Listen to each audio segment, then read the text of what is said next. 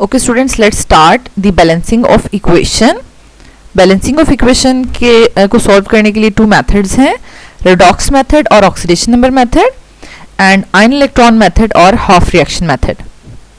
Students, जब आपको एक इक्वेशन दी जाएगी और कहा जाएगा कि balance this equation by redox method और ऑक्सीडेशन नंबर मेथड, तो आपके पास टू वेज होंगे, ठीक है। या तो आप उसको डायरेक्टली सॉल्व कर सकते हैं या फिर आपको उसमें से उस इक्वेशन में से एक रिएक्टेंट को डबल करना पड़ेगा, ठीक है। तो इसको आपको चेक करना पड़ेगा इक्वेशन को देखकर कि आइदर ये डायरेक्टली सॉल्व हो रही है या इसमें से किसी एक रिएक्टेंट को डबल करना होगा, ठीक है। नेक्स्ट, आयन इलेक्ट्रॉन मेथड में भी इसी तरीके से जब आपको इक्वेशन दी जाएगी कि इसको बैलेंस करें बाय आयन इलेक्ट्रॉन मेथड, तो वो भी इक्वेशन आप पहले उसको चेक करेंगे, देखेंगे कि आइदर ये डायरेक्टली सॉल्व हो रही है या फिर इसमें हमें एसिडिक मीडियम की हेल्प लेनी पड़ेगी, ठीक है। तो आयन इलेक्ट्रॉन मेथड से जब बैलेंस की जाती है इक्वेशन, तो उसको सॉल्व करने के लिए हम एसिडिक या बेसिक मीडियम की हेल्प ले सकते हैं। लेकिन बेसिक मीडियम जो है वो आपके कोर्स में इंक्लूडेड नहीं है, ओके। तो इसको हम एक्सक्लूड कर देते हैं। तो आपको इक्वेशन 4 वेज जो है वो आने चाहिए इक्वेशन सॉल्व करने के। तो हम इन 4 वेज को 1 बाय 1 जो है वो डिटेल में अभी देखेंगे, डिस्कस करेंगे, okay. First method is redox method, oxidation number method भी इसको कहते हैं। और हम अभी जो है वो इक्वेशन सॉल्व करने लगे हैं जो कि डायरेक्टली सॉल्व हो जाएगी, okay. Balance the following equation by oxidation number method, और ये हमारे पास इक्वेशन है स्टूडेंट्स। ये जो इक्वेशन बैलेंस होगी ये 5 स्टेप्स में होगी, ओके। तो हम इसको स्टेप बाय स्टेप जो है वो इसको सॉल्व करते हैं। Number 1 is assign oxidation number to all the atoms in the equation। तो ये जो एक्सप्लेनेशन है अपनी वर्ड्स में आपको ये लिखनी होगी मस्ट, ओके। तो अब स्टूडेंट्स हम स्टार्ट करते हैं फास्फोरस से। फास्फोरस आपको जैसा कि नज़र आ रहा है कि ये फ्री एलिमेंट की फॉर्म में है, तो इसकी ऑक्सीडेशन स्टेट 0 होगी, ठीक है। तो अब नाइट्रिक एसिड में अगर हम देखें तो उसमें हाइड्रोजन की जो है वो +1 ऑक्सीडेशन स्टेट है, ठीक है, एक हाइड्रोजन की, और ऑक्सीजन में एक ऑक्सीजन की -2 ऑक्सीडेशन स्टेट होती है। तो 3 की जो है वो हमारे पास कितनी क्या हो जाएगी, -6, ओके। तो अब -6 और +1 के साथ हम यहाँ पर नाइट्रोजन के साथ क्या लिखेंगे कि हमारे पास टोटल एज अ होल जो है वो 0 आना चाहिए, ठीक है, सॉल्व होकर 0 आना चाहिए, क्योंकि as a whole nitric acid के ऊपर कोई भी चार्ज नहीं है, ठीक है।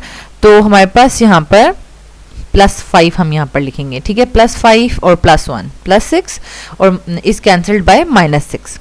अब वाटर में ऑक्सीजन के ऊपर -2 और हाइड्रोजन के ऊपर एक हाइड्रोजन की ऑक्सीडेशन स्टेट जो है वो +1 है, तो 2 के साथ मल्टीप्लाई करेंगे तो ये हमारे पास +2 आ जाएगा, एंड +2 इज बैलेंस्ड बाय -2 और कैंसल्ड बाय -2, ठीक है। इसी तरह से हम फास्फोरिक एसिड में हाइड्रोजन की ऑक्सीडेशन स्टेट लिख रहे हैं, एक हाइड्रोजन की +1 और 3 के साथ इसको हम मल्टीप्लाई करेंगे तो एज अ होल ये +3 साइन आ जाएगा। और ऑक्सीजन के ऊपर जो है वो एक ऑक्सीजन के ऊपर -2 और 4 के ऊपर जो है वो हमारे पास -8 आ जाएगा, ठीक है। तो इन +3 और -8 के साथ हमें यहाँ क्या लिखना चाहिए कि एज अ होल ये 0 आ जाए, हम +5 लिखेंगे, ठीक है। +5 and +3 +8, it is balanced bye -8। And last में -2 ऑक्सीजन के ऊपर और +2 नाइट्रोजन के ऊपर। तो स्टूडेंट्स यहाँ पर हमने इनको तमाम एलिमेंट्स को ऑक्सीडेशन स्टेट्स असाइन कर दी हैं। आई होप सो आपको ये फर्स्ट स्टेप समझ आ गया होगा, लेकिन अगर आपको फिर भी इसमें कन्फ्यूजन है तो आप कमेंट में ज़रूर पूछें, क्योंकि अगर इस वाले स्टेप में अगर आपसे कोई मिस्टेक होती है तो आपकी इक्वेशन कभी भी बैलेंस होगी ही नहीं, ठीक है। आगे फर्दर 4 स्टेप्स करने का कोई फ़ायदा नहीं है, वो इक्वेशन बैलेंस ही नहीं होगी अगर आप यहाँ पर मिस्टेक करेंगे, ठीक है, okay. Next step is identify elements undergoing change in oxidation number. तो स्टूडेंट्स, हमने जो फर्स्ट स्टेप में हमने तमाम एलिमेंट्स जो हैं वो उनकी ऑक्सीडेशन स्टेट लिख ली थी, तो अब हम वो एलिमेंट्स जो हैं वो आइडेंटिफाई करेंगे जिनकी ऑक्सीडेशन स्टेट्स जो हैं वो चेंज हो रही हैं, ठीक है। हाइड्रोजन की ज़रा नोट करें, हाइड्रोजन की यहाँ पर भी 1 हाइड्रोजन की +1 है, यहाँ पे भी 1 हाइड्रोजन की +1 है, इधर भी +1 है, तो हाइड्रोजन की ऑक्सीडेशन स्टेट चेंज नहीं हो रही, ठीक है। और ऑक्सीजन की देखें, यहाँ पे भी 1 ऑक्सीजन की -2, 1 ऑक्सीजन की -2 और 1 ऑक्सीजन की -2 ही नज़र आ रही है। तो ऑक्सीजन की भी चेंज नहीं हो रही, लेकिन नाइट्रोजन की यहाँ पर चेंज हो रही है +5 से +2, ठीक है। तो ये जो हमने आइडेंटिफाई कर लिए ना, तो इसको सेकंड स्टेप में लिखना कैसे है वो देख लें।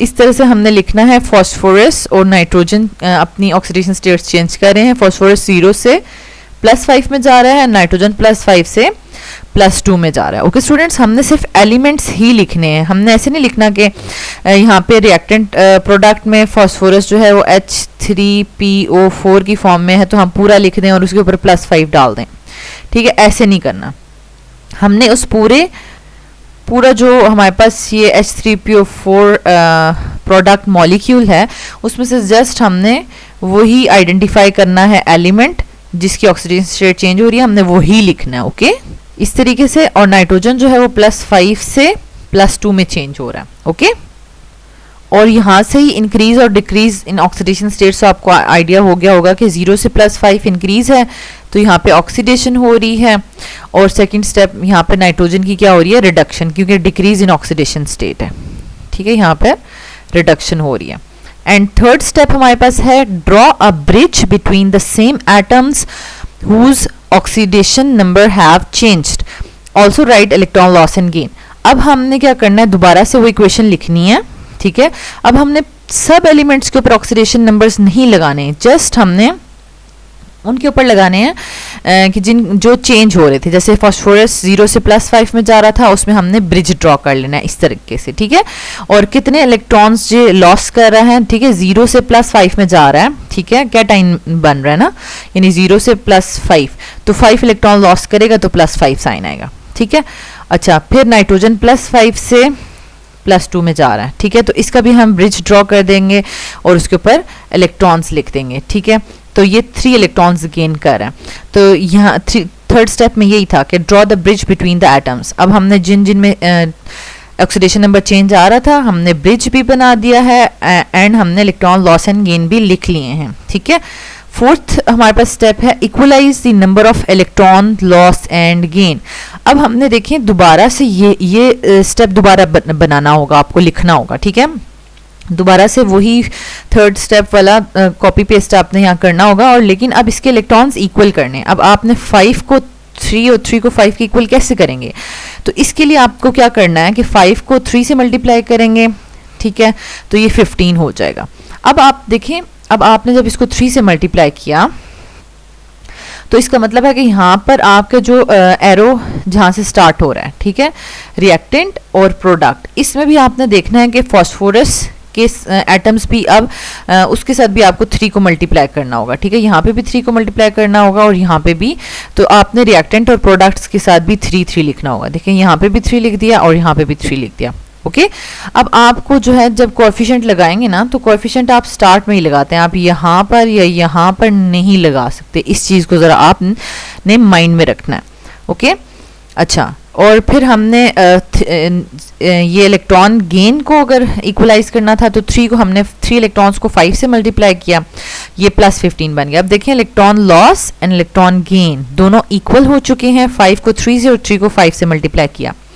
अब ये जो आपने खुद से 5 नंबर लिखा है ना, क्योंकि ये पहले आप जो है वो एक इलेक्ट्रॉन के एक नाइट्रोजन एटम के जो इलेक्ट्रॉन गेन हो रहे हैं वो बता रहे थे, ठीक है। लेकिन जब आप इसको 5 से मल्टीप्लाई कर देते हैं तो इसका मतलब है कि नाइट्रोजन भी 5 हो गए हैं, ठीक है, और प्रोडक्ट में भी 5 नाइट्रोजन आपको नज़र आने चाहिए, ठीक। तो अब यहाँ पर स्टूडेंट्स आपने क्या कर लिया कि तमाम कोएफिशिएंट्स आपने जो बैलेंस करने थे कर लिए।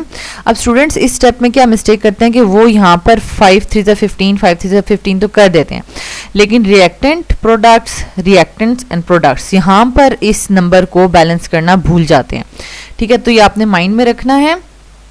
अब स्टूडेंट्स एक और बात नोट डाउन कर लें कि तमाम रिएक्टेंट्स एंड प्रोडक्ट्स में सिर्फ वाटर आपको ऐसा नज़र आ रहा है जिसके साथ आपने कोई कोएफिशिएंट नहीं लगाया, यहाँ पर आपने कोएफिशिएंट्स लगा दिए हैं, ठीक है।